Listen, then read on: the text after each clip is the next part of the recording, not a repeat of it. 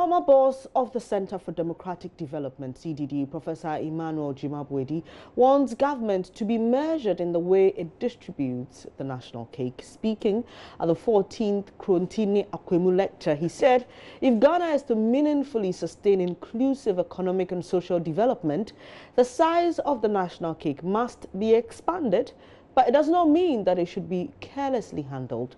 Professor Gyimah-Boadi said the experience of China and other Asian countries indicates that the obvious and most important task is to increase the size of the national cake and accelerate the rate of economic growth.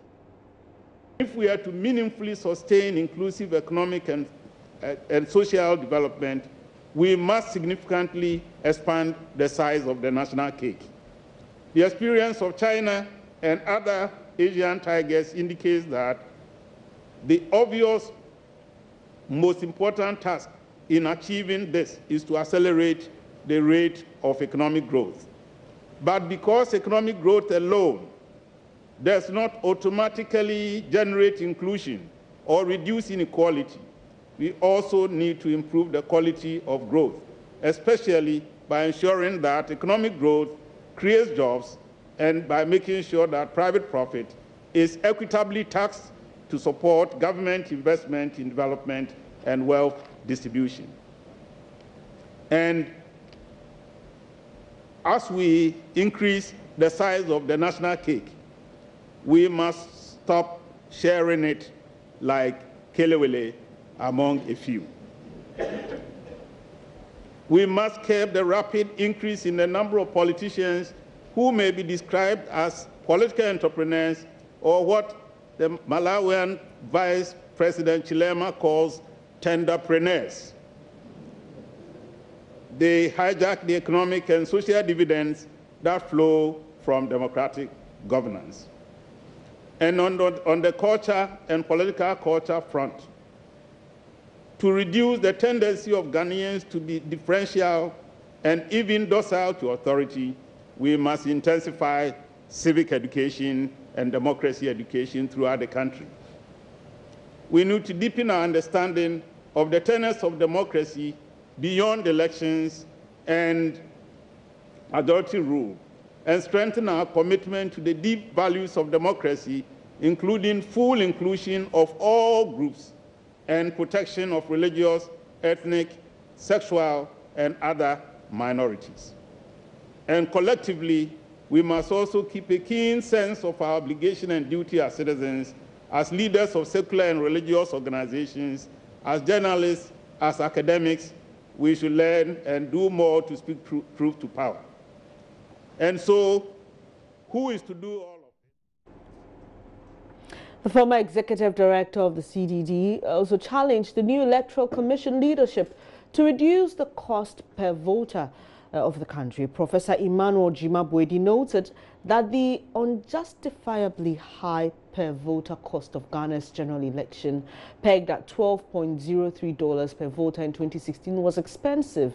He observed that Ghana's election per voter cost more than Nigeria, Tanzania and Uganda during their last general elections. He believes the cost per voter is one of the obstacles to inclusive democratic representation within the electoral management body itself.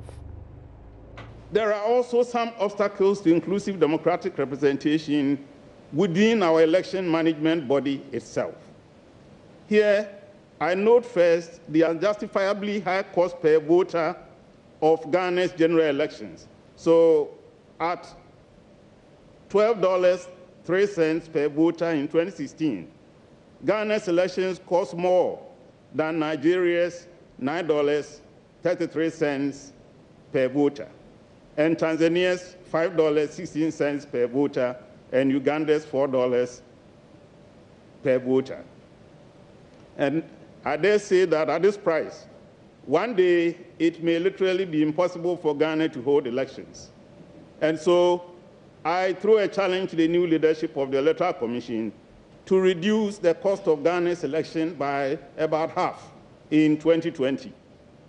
Uganda has it, Tanzania has done it, Ghana should be able to do it. I also note that our electoral outcomes and therefore the confidence of Ghanaians in democracy are tarnished by perceived integrity gaps in the Electoral Commission.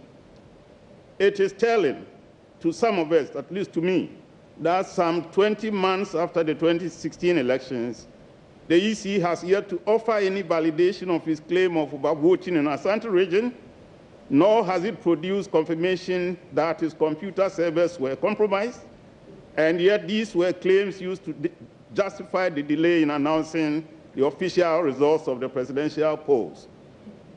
Not to mention the jaw-dropping procurement and financial management breaches at the Electoral Commission captured in the Chief Justice's panel, and the Auditor General's citation of double claims by the EC, as well as reports of EC officials being paid as much as 5 million cedis in cash by a political party for the conduct of its internal elections. All of this smacks of a culture of self-service rather than public service.